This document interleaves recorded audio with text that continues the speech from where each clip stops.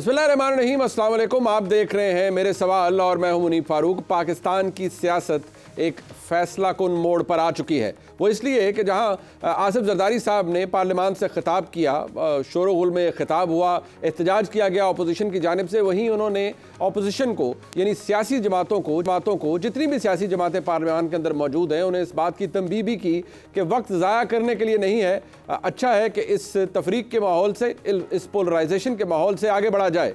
लेकिन जो गुफ्तगू पाकिस्तान तहरीक इंसाफ की जानिब से की गई है उसके बाद वो अपनी मिसाल आप है। यानी उन्होंने न सिर्फ ये तजवीज़ मुस्तरद की है बल्कि खान साहब की तरफ से ये पैगाम भी दे दिया है कि किसी सूरत में भी उन लोगों से मफाहमत नहीं हो सकती, उन लोगों के साथ नहीं बैठा जा सकता जिन्होंने पाकिस्तान तहरीक इंसाफ का मैंडेट चुराया है। बात यहीं तक रुकी नहीं, इमरान खान साहब की जानिब से फ्रंटल अटैक किया गया है पाकिस्तान की फौजी क़यादत के ऊपर। और इमरान खान साहब की जानिब से पहला मौका नहीं है कि उन्होंने ऐसी गुफ्तगू की है, लेकिन इस दफ़ा तो तमाम हदें पार कर दी हैं। इमरान खान ये करके साबित क्या करना चाह रहे हैं और उन्हें इसका क्या खमियाजा भुगतना पड़ेगा। पाकिस्तान की फौजी क़यादत के ऊपर, ख़ास तौर पर आर्मी चीफ के ऊपर इस तरह का इल्ज़ाम लगाना और फिर धमकी देना कि वो उन्हें नहीं छोड़ेंगे, एक बहुत अलार्मिंग सेशन है, एक बहुत अलार्मिंग सिग्नल है। वो इसलिए क्योंकि ये सेशन जिस तरह से शुरू हो चुका है, अब लतीफ़ कोसा साहब जो कि इस वक्त एक इलेक्टेड MNA हैं, उन्होंने भी कहा है कि अगर इदारे सियासत के अंदर इन्वॉल्व होंगे फिर उन्हें जवाब भी दिया जाएगा। ये तमाम बातें तवज्जो तलब भी हैं और उनके इर्द गिर्द एक सवाल भी मौजूद है कि पाकिस्तान की सियासत के अंदर वो तफरीक, वो पोलराइजेशन जिसकी बात हम हमेशा से करते रहे हैं, वो ख़त्म नहीं हो रही बल्कि मज़ीद बढ़ रही है। और अगर ये बढ़ रही है तो ये सिलसिला कहाँ जाकर रुकेगा और इस मामले का हल कौन निकाल सकता है। जहाँ तक बात मियां नवाज शरीफ साहब की जमात पाकिस्तान मुस्लिम लीग नून की है, तो मुस्लिम लीग नून के हवाले से जनाब इरफान सिद्दीकी साहब ने मियां नवाज शरीफ साहब की सियासत के हवाले से जो कहा वो भी बहुत से सवालात को जन्म दे रहा है। ये बात तवज्जो तलब भी है और इसके पास भी एक सवाल मौजूद है, वो यही कि मियां नवाज शरीफ साहब अगर वज़ीर आज़म बनने के लिए पाकिस्तान नहीं तशरीफ़ लाए थे तो जितना भी इलेक्शन कैंपेन से पहले, इलेक्शन कैंपेन के दौरान कहा सुना गया पाकिस्तान मुस्लिम लीग नून की आला क़यादत की जानिब से, वो सब क्या था। ये तमाम क्लिप्स आपके सामने मौजूद हैं, इनसे भी बहुत से सवाल जन्म लेते हैं। लेकिन पहले एक क्लिप देखिए। मुस्लिम लीग नून के वज़ारत उज़्मा के उम्मीदवार कौन है? नवाज शरीफ इंशाअल्लाह। तो आपकी तरफ से वज़ारत उज़्मा का उम्मीदवार कौन होगा? मियां नवाज शरीफ। 8 फरवरी को पाकिस्तान की अवाम, नौजवान वोट देकर नवाज शरीफ को चौथी दफा वजीर आजम बनाएंगे। नवाज शरीफ वापस आ रहा है, इंशाअल्लाह ताला चौथी दफा वजीर आजम बनेगा। ये ठाटे मारता हुआ समंदर इस बात की गवाही दे रहा है कि 8 फरवरी का सूरज नवाज शरीफ चौथी बार वजीर आजम का सूरज शुरू होगा। अब ऐसा तो नहीं हो सकता कि मियां नवाज शरीफ साहब के भाई और आज के वज़ीर आज़म जनाब मोहम्मद शहबाज शरीफ साहब को ही इल्म ना हो कि मियां नवाज शरीफ साहब पाकिस्तान में वज़ीर आज़म बनने के लिए, यानी चौथी बार वज़ीर आज़म बनने के लिए तशरीफ़ नहीं लाए थे। अगर बात इससे आगे चली जाए तो वो भी अपनी जगह मौजूद है, क्योंकि राना सनाउल्लाह साहब जो कि इस वक्त पाकिस्तान मुस्लिम लीग नून पंजाब के सदर हैं, उन्होंने एक निराली मंतक घड़ी है। जब उनसे सवाल पूछा गया तो उन्होंने कहा कि अब उनकी जिम्मेदारी नहीं है, यानी इस हुकूमत की जिम्मेदारी नहीं है शायद कि वो डिलीवर करे या आवाम को जवाबदेह हो। लेकिन जो उन्होंने इसके अंदर नया एंगल निकाला है वो भी ऐसा है जिस पर सवाल हो सकता है। तो फिर सवाल ये है कि जनाबे वाला, आज आपकी हुकूमत क्यों है? पंजाब में मोहतरमा मरीम नवाज शरीफ साहिबा वज़ीर आला पंजाब हैं, डिलीवर करने की कोशिश कर रही हैं, फ्रॉम पिलर टू पोस्ट लड़ाई लड़ रही हैं उस तमाम स्टेटस को के खिलाफ जो कि इस मुल्क के अंदर मौजूद रहा है। रेड टेप को ख़त्म करने की कोशिश कर रही हैं, लोगों को रिलीफ मुहैया करने की कोशिश कर रही हैं। शहबाज शरीफ साहब का ये दावा है कि वो सबसे बड़ा चैलेंज जो अपने साथ लेकर आए हैं वो है मुआशी सूरत हाल को बेहतर करने का, मुआशी बदहाली को दूर करने का। क्या ये लोग जनाब शहबाज शरीफ साहब, मोहतरमा मरीम नवाज शरीफ साहिबा ख़ुद को अकाउंटेबल नहीं समझते इस हुकूमत के अंदर, या राना सनाउल्लाह साहब का ये जाविया गलत है? इन तमाम सवालात का जवाब लेने के लिए हमारे साथ मौजूद हैं जनाब ख्वाजा मोहम्मद आसिफ साहब। ख्वाजा साहब बहुत शुक्रिया आपका, आपने अपना कीमती वक्त दिया। ख्वाजा साहब, जो गुफ्तगू जनाब इरफान सिद्दीकी साहब ने की रिसेंटली, उसमें उन्होंने बड़ा वाज़े तौर पर कहा है कि जी उनकी गुफ्तगू हुई मियां नवाज शरीफ साहब से, और उस मुलाकात में उस मियां नवाज शरीफ साहब ने कहा था कि वो पाकिस्तान कभी भी वज़ीर आज़म बनने के लिए नहीं जा रहे या नहीं आ रहे।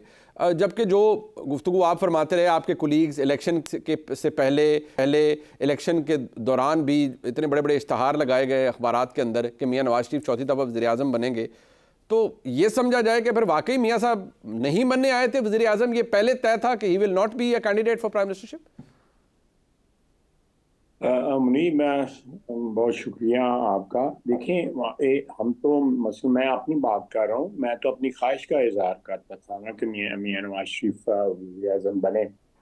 अगर उसमें मियां साहब की जो है मर्जी नहीं थी बनने की, तो at least I was not aware of it, but I was definitely मेरी बड़ी शदीद ख्वाहिश थी कि वो चौथी दफ़ा वज़ीर आज़म बने। ये एक बड़ी तारीख रकम होनी थी। तारीख तो खैर ऑलरेडी रकम हुई है, 3 दफ़ा वज़ीर आज़म बने हैं। लेकिन now when I look back in hindsight, I can understand कि उनका वज़ीर आज़म ना बनने की जो उन्होंने इरफान सिद्दीकी साहब से बात की है, उसके पीछे जो वजूहात थी वो ये थी कि वो भाई को जो है वो फेडरल में लाना चाहते थे, और साथ ही मर्जम की सियासत का अमली सियासत का आगाज़ जो है वो शुरू करना चाहते थे। अमली सियासत से मेरी मुराद है पार्लियामेंट्री इलेक्टेड ऑफिस या इलेक्टेड ऑफिस की सियासत जो है। तो मेरा ख्याल है कि उनके ज़हन में वही था जो हुआ। लेकिन कम से कम मेरी जो है मैंने उनसे इस मौजू पे कभी बात भी नहीं की, और आई am not a very inquisitive person. और मतलब आप उनके बहुत पुराने और देरीना साथियों में से एक हैं Khwaja Sahab, but it comes obviously आप ऑथेंटिकेट कर रहे हैं जो इरफान सिद्दीकी साहब ने फरमाया कि यानी आप उसको डिनाई नहीं कर सकते, you are not aware of it, but आप ये भी नहीं कहते फरमा रहे कि नहीं ऐसा बिल्कुल मुमकिन नहीं है। देयर इज़ अ लाइकलीहुड कि उन्होंने इरफान सिद्दीकी साहब को ये फरमाया हो, इन कॉन्फिडेंशियलिटी का मामला हो सकता है। मैं इरफान सिद्दीकी साहब की कोई तरदीद नहीं कर रहा जी।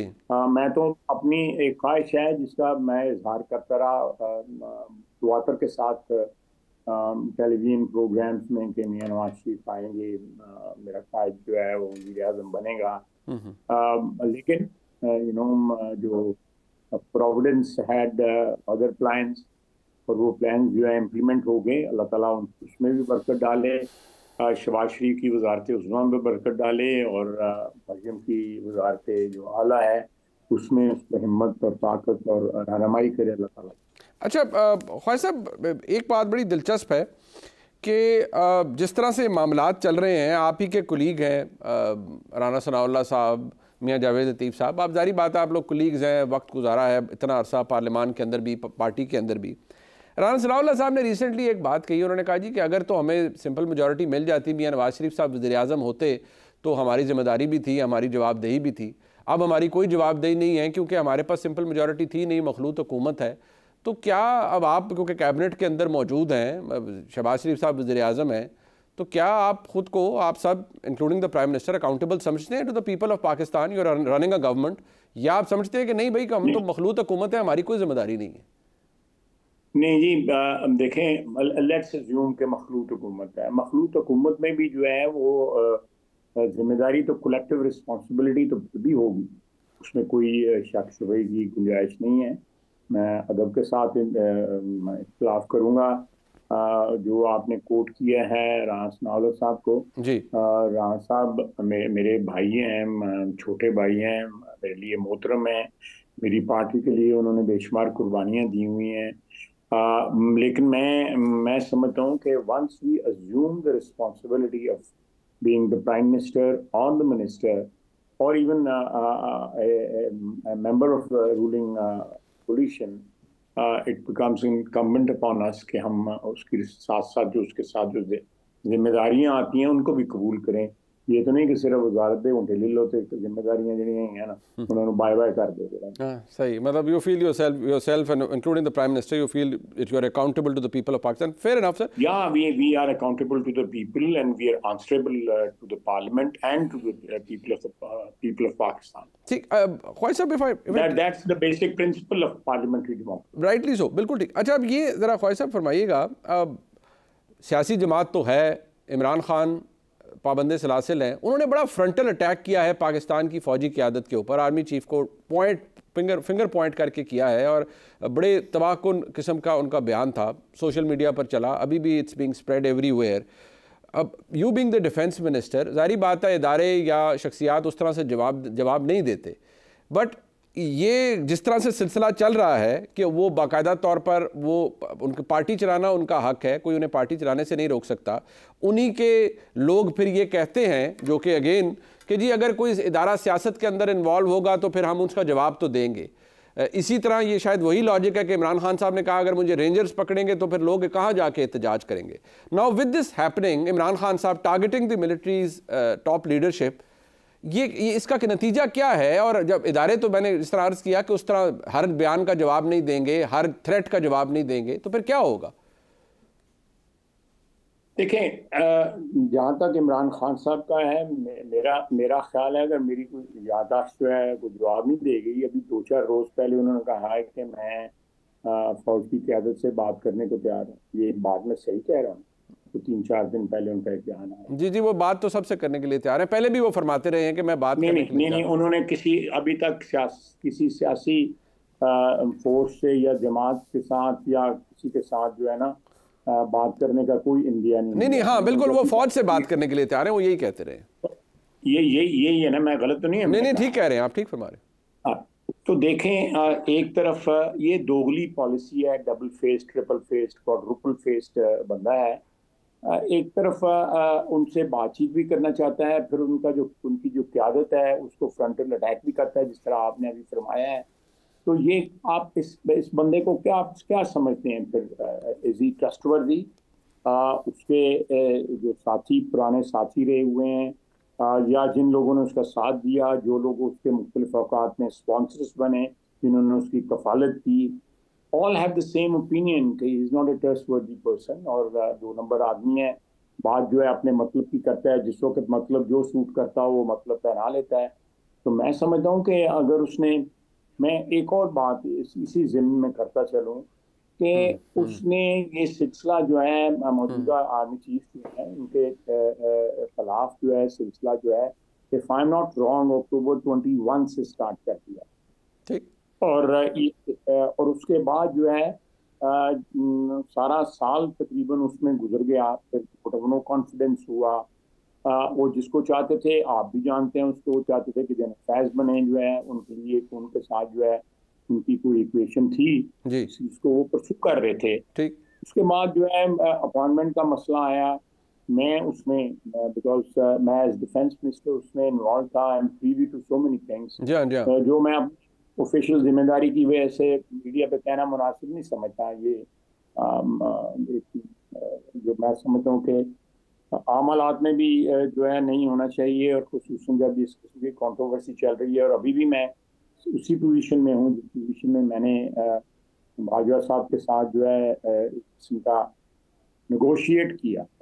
आई वुड मैं ये लफ्ज़ जो है ज़रा मोहतात जो है इस्तेमाल कर रहा हूँ, क्योंकि मैंने इससे पहले भी इस किस्म की 2 अपॉइंटमेंट्स, इन 2 अपॉइंटमेंट्स पे जनरल रहील और जनरल बाजवा साहब की अपॉइंटमेंट के ऊपर भी इन्वॉल्व रहा है डिफेंस मिनिस्टर, लेकिन मुझे कुछ सिटिंग आर्मी चीफ के साथ नेगोशिएट ना करना।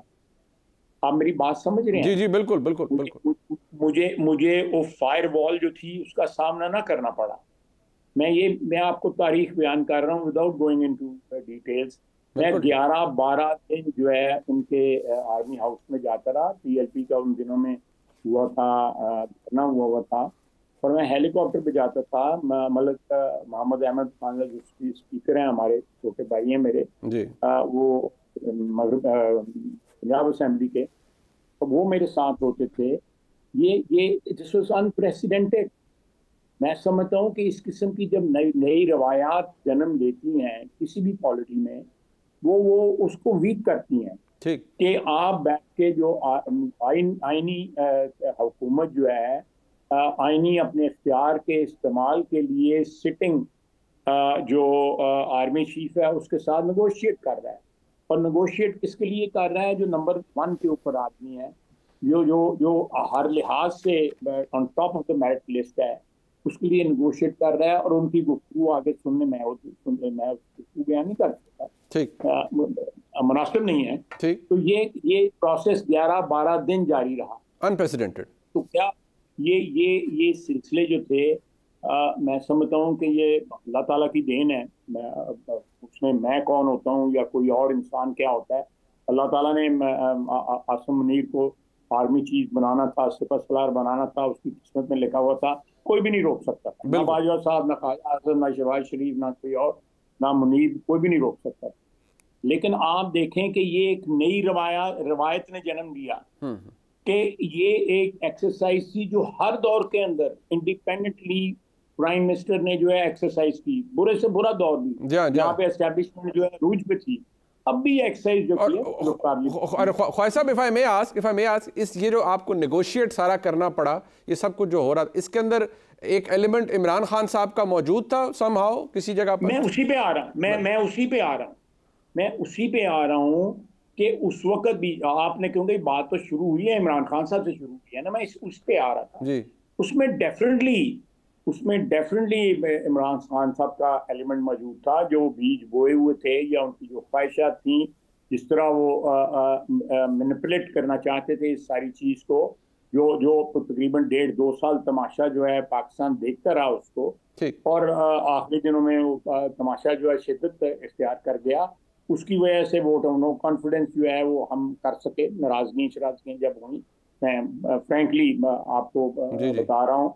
और ये सारी चीज़ें जो हैं, शाखसाना तो वही था ना, शाखसाना तो ये इस सारे ड्रामे का जो आप कह सकते हैं कि क्या, मैं मुनासिब लफ्ज़ नहीं है मेरे पास जो है, वो तख्लीक जो है वो तो इमरान खान ने एक किस्म की उसकी शुरू की थी इस ड्रामे की। तो आज भी वो जहर जो है लेके बैठे हुए हैं कि ये शख्स जो है इसने मेरे मुतल्लिक है DGISI जो है, जो मेरे घर के अंदर जो एक्टिविटी हो रही थी, तो जेवरात की या और वैल्यूएबल चीजों की, हो गया, बिल्कुल उसको जो है अच्छा किया। उसके बाद जो है definitely he wanted to stop him, बिल्कुल। और उसको जहर लेके वो बैठे हुए हैं अभी भी अपने दिल के अंदर। मैं उससे देख लें उसकी शख्सियत के ऊपर क्या रिफ्लेक्ट होता है, और नैरो माइंडेड, कितना कीना परवर इंसान है और कितना नैरो माइंडेड है। और अल्लाह ताला जब ओहदे देता है तो इंसान को जो है फराख दिल हो जाना चाहिए, चाहे आप आर्मी चीफ हो, चाहे वजीर आज़म हो, चाहे मेरे जैसा कोई MNA हो, फराख दिल होना चाहिए। मेहरबानियों का सबसे बड़ा शुक्र करने का तरीका यही है कि आप फराख दिली शो करें, जो है आप वसीउल कल्ब भी शो करें। लेकिन ये शख्स है आज भी वो पाकिस्तान का आर्मी चीफ है, उसको एक्सेप्ट करें, उसको उसके मतलब जिस तरह की गुफ्तगू उसके वो करते हैं, फॉलोअर्स करते हैं। ये for the first time in Pakistan history, for the first time in Pakistan history जो है मेरिट जो है स्ट्रिक्टली फॉलो हुआ, नंबर 1 भी किया जा सकता है। लेकिन पहली दफा पहले नंबर के ऊपर जो बंदा था वो जो है वो उसको और अजीब किस्म की छोड़े आप क्या, मैं आपको नहीं सही, मैं आपकी कंपल्शन समझता हूं। Khwaja Sahab, towards the very and इधर क्विकली बताइएगा, ये भी प्रोपेगेंडा बहुत किया जा रहा है कि ये प्रेसिडेंट ने एड्रेस किया, सर्विसेज चीफ नहीं आए, तो इसके ऊपर बड़ा वो एक सोशल मीडिया के ऊपर शुरू हो जाता है। ये पहले भी हुआ है। अच्छा, ये पहले भी हुआ है, this is not the first time chief नहीं आए, क्योंकि हम लोगों ने वहां पे जब से तमाशा लगाना शुरू किया हुआ है तो बहुत से लोग वहाँ पे नहीं आना चाहेंगे। Everything is in bad faith. Right, बिल्कुल। अच्छा, आखिरी सवाल, ये साबिक DGISI जनरल फैज़ हमीद साहब के हवाले से जो इंक्वायरी शुरू हुई है रिसेंटली, एक मेजर जनरल साहब उसे हेड करेंगे, इसकी कोई टाइम लाइन है ख्वाजा साहब कि कब तक कंक्लूड होगी? I hope you know as a minister of defence. I am not time जो उसका जो लिमिटेशन है वो मुझे इल्म नहीं है। I can get you the information परसों मैं सवाल पूछ सकता हूँ, ठीक है, ये कोई टाइम बाउंड है या ओपन एंडेड है, मैं I can let you know. Right, बहुत शुक्रिया। दिफा ख्वाजा आसिफ साहब हमारे साथ मौजूद है। प्रोग्राम में एक ब्रेक शामिल करते हैं, हमारे साथ रहिए। एक दो फिर आपको खुशामदीद कहते हैं। चंद अहम मामला जिनको हमारे मुल्क की सियासत ने अपने हाथे में लिया हुआ है। एक मामला वो जो कि इमरान खान साहब का है और उनका वो डायरेक्ट एतराज़ या डायरेक्ट अटैक जो कि इस वक्त इस्टेब्लिशमेंट की क़यादत के हवाले से सामने आया है, और ये फ्रंटल अटैक है जो कि इमरान खान की जानिब से किया गया है। इसके मानी क्या हो सकते हैं, इसकी इम्प्लिकेशंस क्या होंगी, क्योंकि इस तरह का डायरेक्ट हमला जो कि इमरान खान साहब ने किया है, हमला इसलिए कहा जा रहा है क्योंकि उन्होंने बाकायदा तौर पर नाम लेकर पाकिस्तान की फ़ौज के सरबराह का नाम लिया और उन पर हमला किया, ऐसी ज़बान इस्तेमाल की जिसे आम फहम ज़बान में कोई सियासी लीडर नहीं करेगा, और उनका ये कहना कि मैं किसी को छोड़ूंगा नहीं, इसकी बड़ी ड्रास्टिक इम्प्लिकेशंस हो सकती हैं। क्या वजह है कि इमरान खान इस नहज पर पहुँच गए हैं? साथ ही साथ उनकी जमात ये कहती है कि अगर कोई इदारा सियासत के अंदर इन्वॉल्व होगा तो हम उसका जवाब भी देंगे। ये दोनों बातें तवज्जो तलब हैं। दूसरी जानिब मियां नवाज शरीफ की सियासत अपनी जगह मौजूद है, लेकिन उनके करीबी साथी जनाब इरफान सिद्दीकी साहब ने चंद दिन कबल शाहजेब खानज़ादा के प्रोग्राम में कहा कि मियां नवाज शरीफ साहब से उनकी मुलाकात हुई, जिसके बारे में और किसी को मालूम नहीं कि मियां नवाज शरीफ साहब ने उन्हें क्या फरमाया, लेकिन जो कहा वो ये है कि मियां नवाज शरीफ पाकिस्तान वज़ीर-ए-आज़म बनने के लिए नहीं तशरीफ़ लाए थे, जबकि उनकी पार्टी की जानिब से जो मौक़िफ़ सामने आता रहा वो अक्सर मुख्तलिफ है। लेकिन इन तमाम मामलात का जो ताना बाना है वो हमारे मुल्क की सियासत से जुड़ा हुआ है। मेरे साथ मौजूद हैं जनाब मोहम्मद मालिक सहाफ़ी हैं, किसी तारुफ के मोहताज नहीं हैं, बहुत शुक्रिया आपका, और जनाब आमिर इलियास राना साहब सीनियर सहाफ़ी हैं, अगेन नीड्स नो इंट्रोडक्शन, बहुत शुक्रिया आप दोनों का। मालिक साहब, सबसे पहले आप फरमाइएगा, इमरान खान साहब का ये इट्स अ फ्रंटल अटैक, बड़ा एग्रेसिव स्टेटमेंट था जो कि दिया और फिर वाइडली रिपोर्ट हुआ, उन्होंने अपने ट्विटर हैंडल पर भी इसे लगा दिया। ये क्या is it a sign कि there is no turning back now, और इमरान खान साहब को पता है कि इस तरह के ज़ाती हमले के बाद अब कोई गुंजाइश नहीं है कि उनका मामला किसी तरह से भी सेटल हो सकता है मुक्तदरा के साथ? नहीं, खान साहब ने पहले भी कई दफ़ा काफ़ी सख्त बातें की हैं, लेकिन इस बारी टाइमिंग बड़ी इंपॉर्टेंट थी, क्योंकि काफ़ी दिनों से आपको पता है खबरें चल रही थी और इंकरेज भी की जा रही थी ऑफ द रिकॉर्ड कॉन्वर्सेशंस में पीटीआई के मुख्तलिफ लीडरान से कि नहीं बातचीत चल रही है और आपको नहीं पता ये हो रहा है वो हो रहा है। देन सडनली हमने देखा कि रिएक्शन आया, और फिर खान साहब ने जो वही आपके लिए बात, जब इतना आप क्लियरली ये कह दें आर्मी चीफ पे कि मेरी अहलिया को कत्ल करने की साजिश भी हो सकती है और ये भी हो सकता है, लेकिन उससे ज्यादा इंटरेस्टिंग बयान फिर क्लैरिफिकेशन का आया, और वो था गौहर साहब का, चेयरमैन पीटीआई का। उन्होंने मीडिया से बात करते हुए कहा कि देखें, किसी इदारे में के किसी फर्द का नाम लेके बात करना और किसी इदारे के बारे में बात करना, ये दो मुख्तलिफ चीजें हैं। मुनीर यही गलती मियाँ साहब करते होते थे। मियाँ साहब समझते थे कि आर्मी चीफ का ऑफिस या ओहदा और फौज दो मुख्तलिफ चीजें हैं। अगर मैं आर्मी चीफ को ताबे कर लूंगा तो फौज ताबे हो जाएगी, या मैं अगर कोई कोर कमांडर्स पे प्रेशर डाल जाएगा तो आर्मी चीफ उधर नीचे लग जाएगा। ऐसे होता नहीं है। पाकिस्तान की आर्मी का एक सर्टन स्ट्रक्चर है और एक सर्टन ईथोस और हिस्ट्री है। और मेरी कल एक फॉर्मर आर्मी चीफ से बात हो रही थी, नो नेम्स है, तो मैंने उनसे पूछा, मैं तो उनसे वैसे सिक्योरिटी का पूछा था, तो मैंने पावर डायनामिक्स देखी आर्मी के अंदर। आर्मी चीफ की जाती सिक्योरिटी से लेके जो पावर स्ट्रक्चर है वो इतना ज्यादा मल्टी लेयर्ड है और multiple centres of power with in the army है कि ये जो कई लोग बात करते हैं ना कि देखें आर्मी में बड़ी अंदर भी बड़ी डिसकंटेनमेंट है, कुछ भी हो सकता है, ये भी हो सकता है, ये एक वर्चुअल इम्पॉसिबिलिटी है पाकिस्तान की फौज में। बिल्कुल। और इसलिए आज तक हमने तारीख में बड़े बड़े क्लैशेस देखे, बड़े बड़े मुख्तलिफ हैयत के देखे। एक तरफ आपको जनरल जंजुआ जैसा बंदा नजर आता था, तो वहीं पे पहले जालम भी यहीं पे थे, कोई इस्लाम का दिल दादा था, कोई पिकनीस के साथ पिक्चर्स उतार रहा था। तो हमने देखा फौज उसके मुताबिक फौज का मिजाज भी मोल्ड होता गया। कभी मलायत आ गई, कभी वहां पे बिल्कुल वेस्टर्न दूसरी एक्सट्रीम आ गई, कभी मॉडरेशन आ गई जिसके दरमियान में। सो ये फौज देखती उधर ही है जिधर आर्मी चीफ देखती। बिल्कुल ठीक। सो ये जो सोच है ना कि आई कैन, आप सिंगल आउट करके आर्मी चीफ को और फौज में उसमें तफरका होगा, ये अब सीरियस बात इसलिए हो गई है कि जो गौहर साहब ने जो बात की है उससे लगता है कि ये थिंकिंग प्रिवेल कर रही है और ये एक फेटल मिस्टेक होगी। क्लियरली खान साहब गुस्से में भी हैं, फ्रस्ट्रेटेड भी हैं, और जो हो भी रहा है अब तो ऑप्टिक्स भी आप देख लीजिए। अब जब ये बयानात आए, सब कुछ हुआ, आपने उसके बाद देखा शीशे की दीवारें खड़ी हो गई, लकड़ी की दीवारें और ऊंची हो गई।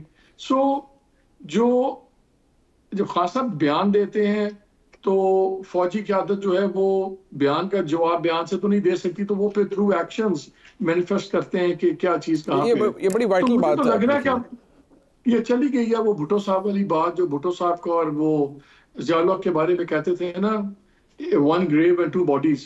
मुझे लगता है ये बात अब बहुत आगे जा रही है, and this is not good for either. और अगर कहीं पर रिप्रोचवा होना है, मैं तो बार बार कहता हूँ, तो खान साहब को भी और आर्मी चीफ को भी अगेंस्ट देयर पर्सनैलिटी ग्रेन्स कोई बातें करनी होंगी, 2-2 कदम हटना होगा।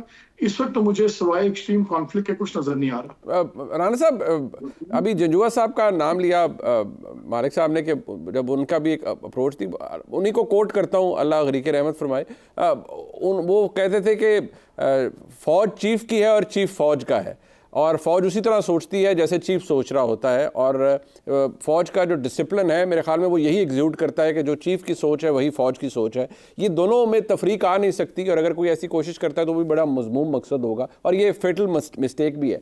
लेकिन इसका जवाब या इसका रिस्पॉन्स क्या है? ये जो इमरान खान साहब कर रहे हैं, ये आप भी एग्री करेंगे ये बहुत ज़्यादा फ्रस्ट्रेशन का नतीजा है, क्योंकि एक इतनी काबिल और बड़ी फ़ौज के सरबराह को टारगेट किया जाना एक फॉर्मर प्राइम मिनिस्टर की जानिब से, जो कि इस वक्त जेल में है, इसके बड़े भयानक नताइज भी आ सकते हैं।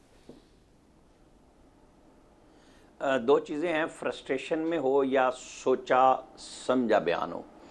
खान साहब के लिए दोनों चीज़ें हैं, गुस्सा फ्रस्ट्रेशन भी हो सकती है, लेकिन वो बिल्कुल टारगेट कर रहे हैं। वो मैं इसलिए कह रहा हूँ, मालिक साहब बड़े सीनियर हैं, और जो बात कर रहे थे कि जी ये बैरिस्टर गौहर ने बात की, मैंने भी वो सुना कि जी आर्मी के ख़िलाफ़ कभी बात नहीं की, फ़ौज के ख़िलाफ़।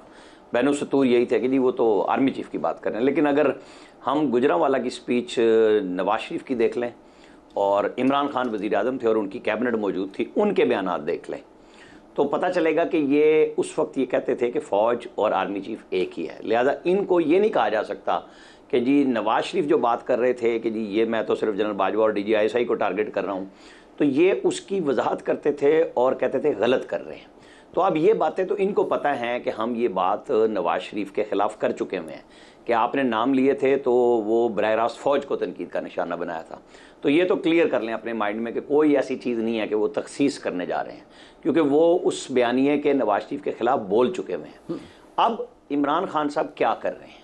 इमरान खान साहब का ख्याल यही है, क्योंकि उनको वो इस लड़ाई को इस तरफ लेके जा रहे हैं कि अगर तुम मुझे अपनाते हो तो जो मेरा वोटर है ना, उसको मुझे वापस करने में कोई मुश्किल नहीं होगी कि मैं ये कहूँगा कि नहीं मैं जनरल आसिम मुनीर के साथ मिल गया हूँ तो तुम्हें मैंने खिलाफ किया था। नहीं, उनका ख्याल ये है कि बस मुझे जो लफ्ज़ चलता है सियासत में कि गोद में मुझे ले लें, उस गेट की बाजियाबी मेरे लिए वो दरवाजे खोल दें जो बंद हैं। जो मैं जनरल उस वक्त बाजवा के साथ शुरू हुआ था कि मैं आरिफ अलवी के साथ वहाँ जाके प्रेसिडेंसी में मिलता था, और फिर आरिफ अलवी के ज़रिए ही जनरल आसिम मुनीर के साथ रब्ते की भी कोशिश की।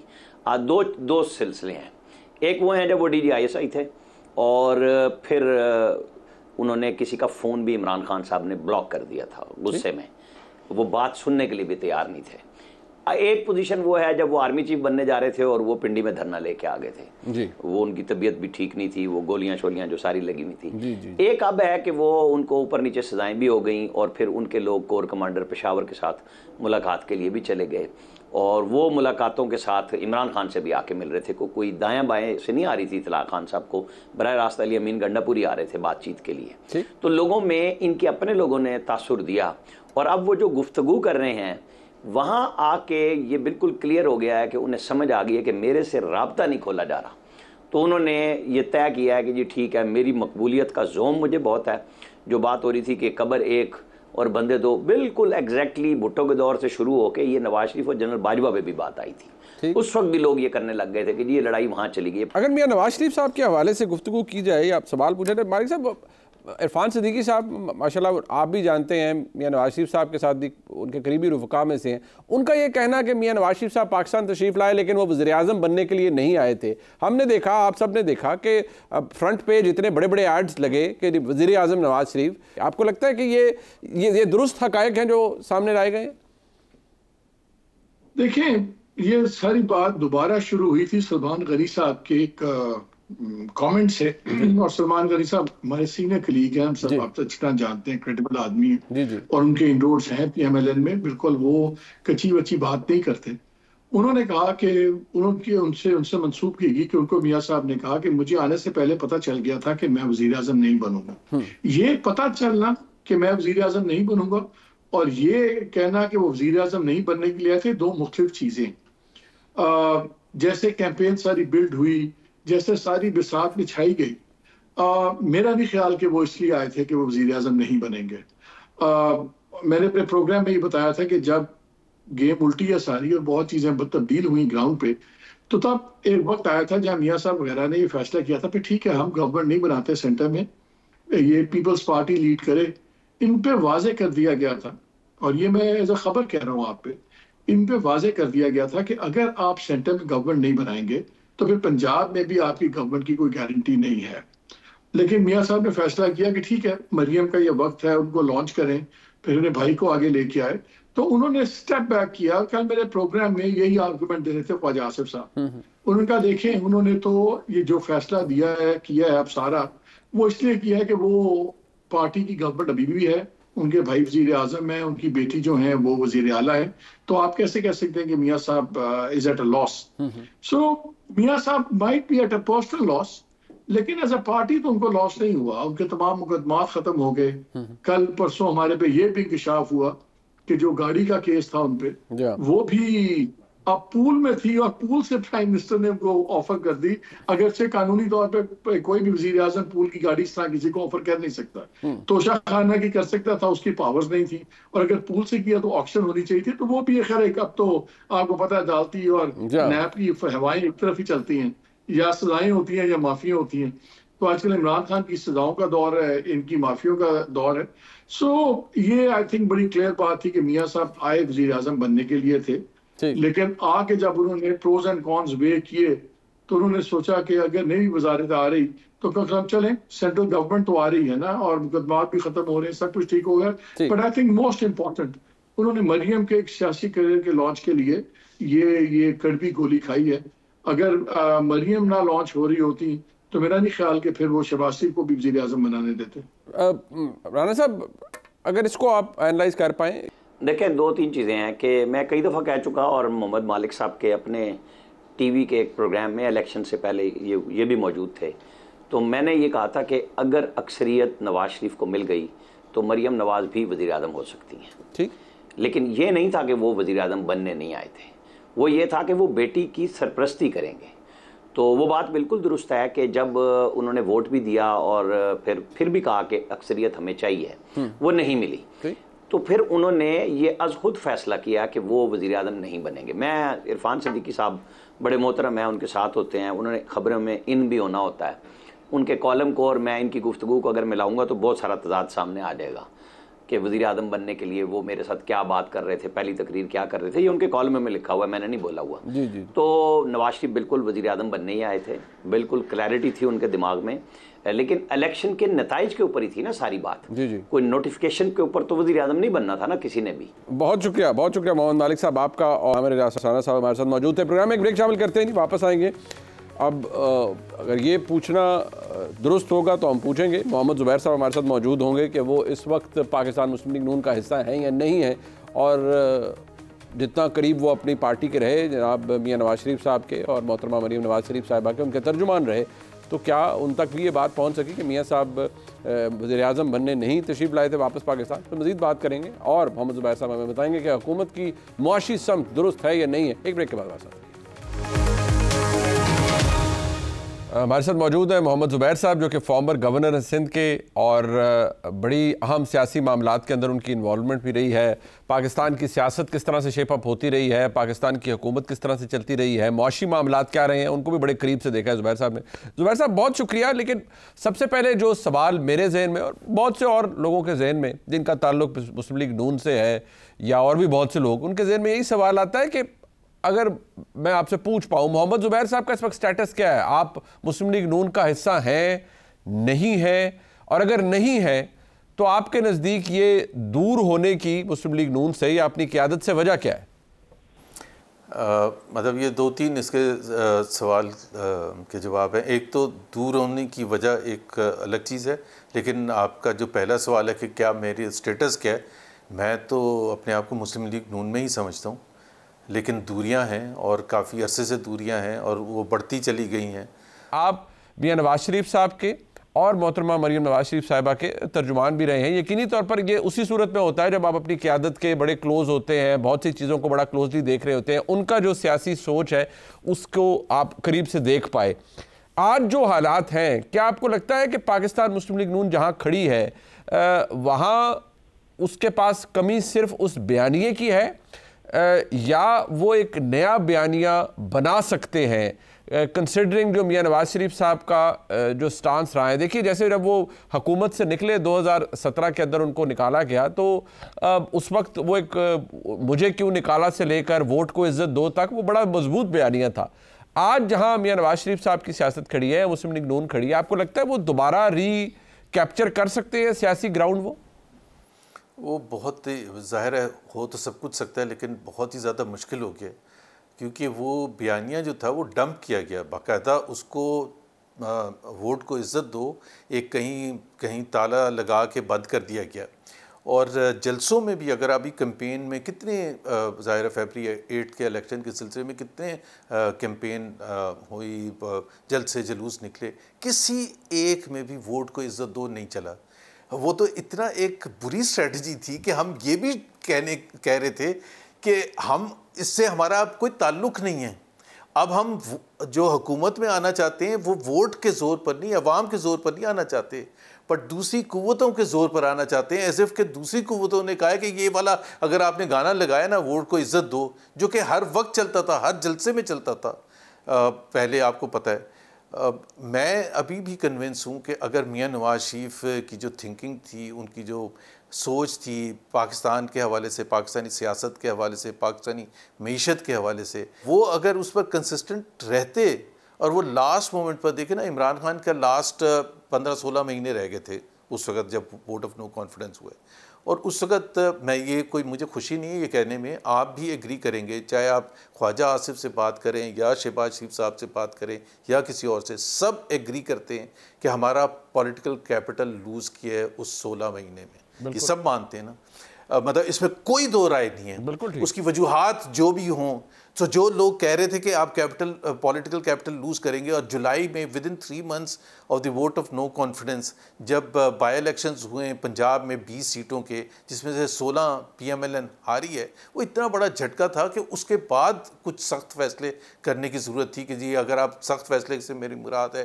कि आप उस वक़्त असेंबली तोड़ देते उस वक़्त भी, लेकिन आप घसीटते रहे पता नहीं किस शौक में, पर्क्स एंड प्रिविलेजेस। लेकिन जुबैर साहब, आपको याद होगा ना, ये बात तो अब तो it's a matter of record, ये तो गालिबन मरीम नवाज शरीफ साहब भी फरमा चुकी हैं, शहबाज शरीफ साहब भी फरमा चुके हैं कि जी हम तो तैयार थे, और स्पीच भी लिखी जा चुकी थी प्राइम मिनिस्टर की। वो इमरान खान साहब ने जब 25 मई का कहा और उन्होंने धमकी दी कि मैं आ रहा हूँ और आप ये तोड़े असेंबली, तो उस वक्त हुकूमत भी अड़ गई कि ठीक है हम धमकी के ऊपर नहीं जाएंगे। बट हैविंग सेड दैट, ये बिल्कुल नहीं, मैं इसकी वजाहत कर दूँ, बिल्कुल ये सच है, ये हकीकत है, और स्पीच भी तैयार हो गई थी, और मेरा ख्याल है 23 मई को स्पीच देनी थी, और 22 मई को उन्होंने 25 मई का लॉन्ग मार्च ऐलान कर दिया इमरान खान ने। तो बिल्कुल सबोटाज तो इमरान खान ने किया, लेकिन हैविंग सेड दैट फिर उसके बाद आप 16 महीने बैठे रहे।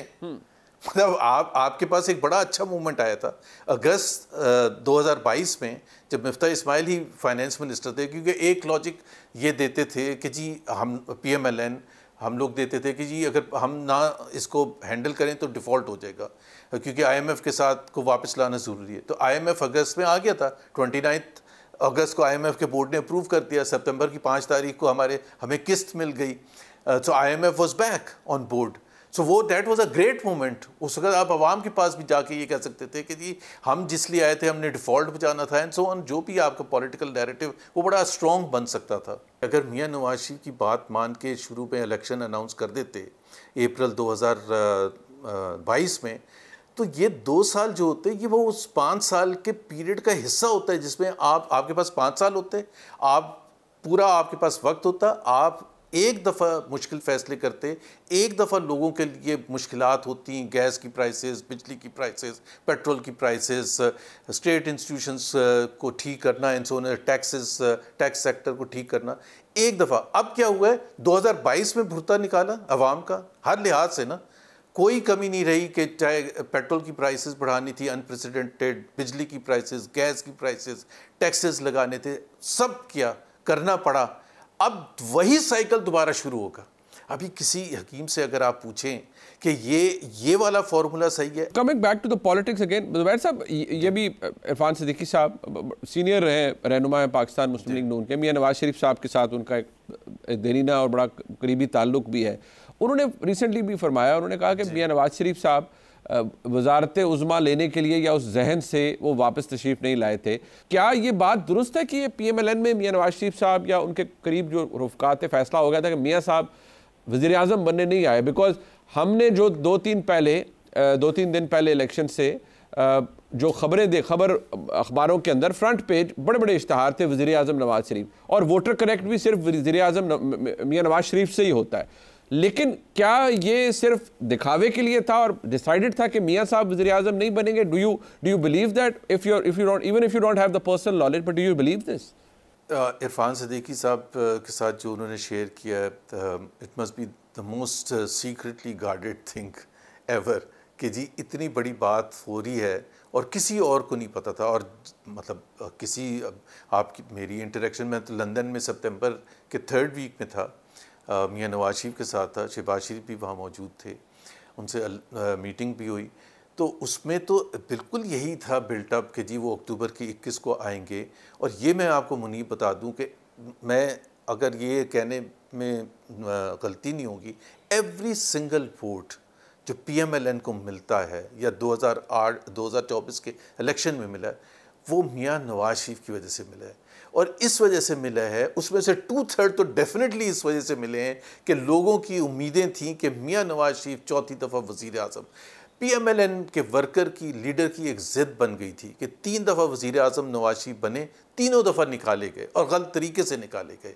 सो उनकी एक ज़िद थी कि एक दफ़ा हमने दोबारा मियां नवाज शरीफ को ज़रूर देखना है in the prime minister's office, और उनकी ख्वाहिश के मुताबिक कि वो अगर जाएं भी तो अपनी मर्ज़ी से छोड़ के जाएं, वो सब ना हो जो 93 में, 99 में या 2017 में हुआ था, जो बिल्कुल गलत हुआ था और जिसकी वजह से पाकिस्तान तबाही की तरफ गया। बहुत शुक्रिया मोहम्मद ज़ुबैर साहब हमारे साथ मौजूद थे। प्रोग्राम आपने देखा, इसका फीडबैक हमें ज़रूर दीजिएगा। देखने का बहुत शुक्रिया। खुदा हाफिज़।